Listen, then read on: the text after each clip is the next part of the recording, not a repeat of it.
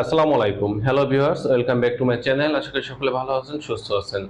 অনেক পুরুষ ভাই আপনারা জানতে চেয়েছিলেন যে পুরুষের শরীরে টেস্টোস্টেরন হরমোন লেভেল কি কি কাজ করে থাকে, এর ঘাটতি দেখা দিলে কি কি লক্ষণ প্রকাশ পায় এবং টেস্টোস্টেরন হরমোন লেভেল যে ঘাটতি দেখা দিয়েছে এটা বোঝার উপায় কি বা কোনভাবে আমরা বুঝতে পারবো, নির্ণয় করতে পারবো এবং এই ঘাটতি পূরণ করার জন্য কোন মেডিসিনগুলো খাওয়ার মাধ্যমে আমরা এই সমস্যা থেকে মুক্তি পেতে পারবো। তো বন্ধুরা, আজকে টোটাল বিষয়গুলো আলোচনা করব। চলুন চলে যায় মূল আলোচনায়। তো প্রথমত যে বিষয়টা থাকে সেটা হচ্ছে যে একজন পুরুষের শরীরে টেস্টোস্টেরন হরমোন এটা কি কি কাজ করে থাকে। স্বাভাবিকভাবে একজন পুরুষের বয়স যখন 12 থেকে 13 বছর হয় তখন তাদের শরীরের যে অন্ডকোষ বা টেস্টিস থেকে টেস্টোস্টেরন হরমোন লেভেল নিঃসরণ বা ক্ষরণ হতে শুরু করে, যার পরিপ্রেক্ষিতে সেই পুরুষের মুখে দাড়ি এবং গোঁফ গজাতে শুরু করে, চুল ঘন হতে শুরু করে এবং তাদের শরীরের পেশি, তাদের যে হাড় এবং তাদের চামড়া এগুলো পরিপূর্ণতা আসতে শুরু করে, তাদের বক্ষ চ্যাপ্টা হতে থাকে, পুরুষালী যে ভাব এগুলো প্রকাশ পেতে থাকে এবং এর পাশাপাশি তাদের শরীরে যৌন চাহিদা বৃদ্ধি পেতে থাকে, তাদের শরীরে বীর্য এবং শুক্রাণু এগুলো উৎপন্ন হতে থাকে। এবার আসি, যদি কোনো পুরুষের শরীরে এই টেস্টোস্টেরন হরমোন লেভেলের ঘাটতি দেখা দেয় তখন কি কি সমস্যা প্রকাশ পেয়ে থাকে বা লক্ষণগুলো দেখা দিয়ে থাকে।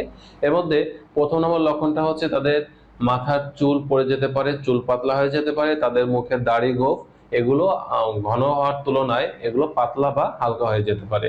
এর পাশাপাশি ত্বক খসখসে হয়ে যেতে পারে এবং তাদের শরীরে সবসময় ক্লান্তি, অবসাদ, দুর্বলতা, ঝিমুনি ভাব এগুলো দেখা দিবে।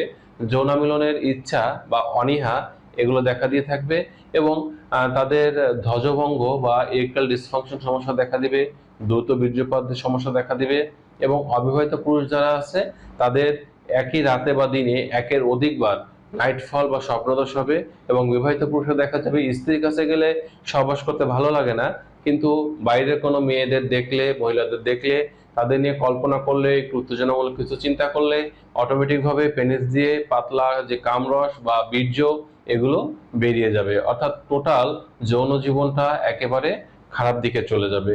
এই সমস্যাগুলো দেখা দিবে।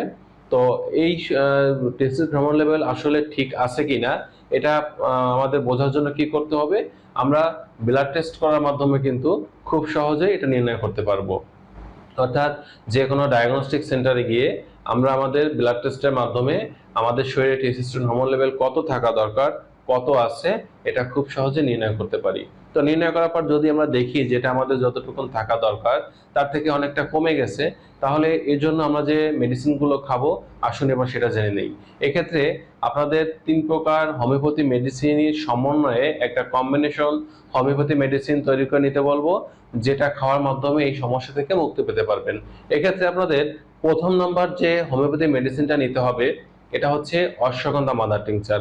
এই অশ্বগন্ধা হোমিওপ্যাথি মাদার টিংচারটা পুরুষের শরীরের টেস্টোস্টেরন হরমোন লেভেল বৃদ্ধি করতে কাজ করে, পুরুষের যৌন দুর্বলতা রোধ করতে কাজ করে, শরীরের ভিটামিন এবং পুষ্টির ঘাটতি দূর করতে কাজ করে, চুল পড়া রোধ করতে কাজ করে, ত্বক ভালো রাখতে কাজ করে।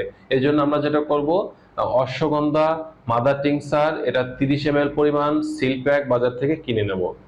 আমাদের এই কম্বিনেশন মেডিসিন তৈরি করতে দ্বিতীয় নম্বর যে মেডিসিনটা প্রয়োজন সেটা হচ্ছে জিনসিন মাদার টিংচার। এই জিনসিন মাদার টিংচার এটাও আমরা বাজার থেকে যত সম্ভব 30 ml একটা সিল প্যাক কিনে নেব। জিনসিন মাদার টিংচারের কাজটা হচ্ছে নারী পুরুষের সকল প্রকার যৌন সমস্যা, যৌন দুর্বলতা দূর করতে কাজ করে থাকে এবং এটা আমাদের টেস্টোস্টেরন হরমোন লেভেলটাকে বৃদ্ধি করতে কাজ করে এবং আমাদের শরীরের ত্বক, চুল, নখ এগুলো ভালো রাখতে কাজ করে এবং সকল প্রকার শারীরিক ক্লান্তি, অবসাদ এগুলো দূর করতে কাজ করে থাকে। এর সাথে আমরা তৃতীয় নম্বর যে হোমিওপ্যাথি মেডিসিনটা নিব, এই মেডিসিনটা হচ্ছে ক্যালাডিয়াম সেগুইনাম মাদার টিংচার। এই ক্যালাডিয়াম সেগুইনাম মাদার টিংচার এটাও যত সম্ভব বাজার থেকে আমরা সিল প্যাক কিনে নেব। এই মাদার টিংচারটাকেও কিন্তু আমরা 30 ml পরিমাণ বাজার থেকে নিব এবং এটাও কিন্তু আমাদের পুরুষের শরীরে এনার্জি বুস্টিং হিসেবে কাজ করবে, আমাদের টেস্টোস্টেরন হরমোন লেভেলটাকে বৃদ্ধি করতে কাজ করবে, আমাদের শারীরিক দুর্বলতা, মানসিক অবসাদ, ক্লান্তি এগুলো দূর করতে কাজ করবে। এবার টোটাল 3 প্রকার মেডিসিন আমরা 30 ml করে বাজার থেকে যে সিল প্যাক কিনে এনেছি, এবার আমাদের প্রয়োজন একটা 100 ml কাচের বোতল। এবার আমাদের কাজটা হচ্ছে এই 3 প্রকার মেডিসিন 100 ml বোতলের মধ্যে আমরা ঢেলে নেব এবং মিক্সার করার জন্য ভালো করে কয়েকবার এরকম ঝাঁকি দিব। ঝাঁকি দিয়ে এটা সুন্দর করে মিশিয়ে নেব। এবার আসি এটা কখন কিভাবে খাবো। এটা খাওয়ার নিয়ম হচ্ছে প্রতিদিন 30 ফোঁটা করে দিনে 3 বার খাওয়ার আগে খেতে হবে আধা কাপ পানির সাথে। অর্থাৎ আপনি সকালবেলা 30 ফোঁটা, দুপুরে 30 ফোঁটা, রাতে 30 ফোঁটা মেডিসিন আধা কাপ পানির সাথে মিশিয়ে খাওয়ার কমপক্ষে 30 মিনিট আগে এটা খেয়ে নেবেন, খালি পেটে খেয়ে নেবেন। এবং এর সাথে আমাদের দ্বিতীয় নম্বরে একটা বায়োকেমিক হোমিওপ্যাথি মেডিসিন অ্যাড করতে হবে। এই বায়োকেমিক হোমিওপ্যাথি মেডিসিনটার নাম হচ্ছে টেস্টিস সিকাটি 3x। এই টেস্টিস সিকাটি 3x এই মেডিসিনটাও যতটুকু সম্ভব বাজার থেকে আমরা সিল প্যাক কিনে নেব এবং এটা খাওয়ার নিয়ম হচ্ছে প্রতিদিন সকালে 2টি, রাতে 2টি ট্যাবলেট খাওয়ার আগে বা পরে মুখে দিয়ে চুষে বা চিবিয়ে খাবো এবং খাওয়ার পরে একটু কুসুম গরম পানি খাবো। এবং যদি আমরা কোনো মেডিসিনের সাথে খাই তাহলে কমপক্ষে 10 মিনিট বিরতি দিয়ে দিয়ে আমরা এটা খাবো। এখন এটা আমরা যখন খাবো, খাওয়ার আগে অবশ্যই আমাদের টেস্টোস্টেরন হরমোন লেভেল কত আছে এটা আমরা ব্লাড টেস্ট করে আগে নিশ্চিত হয়ে নেব এবং এটা খাওয়ার 1 থেকে 2 মাস পরে আমরা আবার একটা ব্লাড টেস্ট করব। তাহলে কিন্তু আমরা পার্থক্যটা বুঝতে পারবো যে আমাদের আগে কত ছিল, পরবর্তীতে কতটা উন্নতি হয়েছে। এভাবে কিন্তু আমরা আমাদের টেস্টোস্টেরন হরমোন লেভেলটাকে বুস্টিং করতে পারি বা বৃদ্ধি করে নিতে পারি।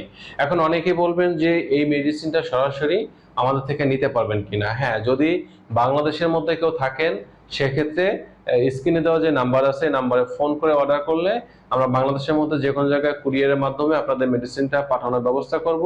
আপনারা খুব সহজে ঘরে বসে মেডিসিনটা পেয়ে যাবেন এবং এটা খাওয়ার মাধ্যমে আপনাদের টেস্টোস্টেরন হরমোন লেভেলটাকে বাড়িয়ে নিতে পারবেন। তো বন্ধুরা, এই ছিল আজকের বিষয়।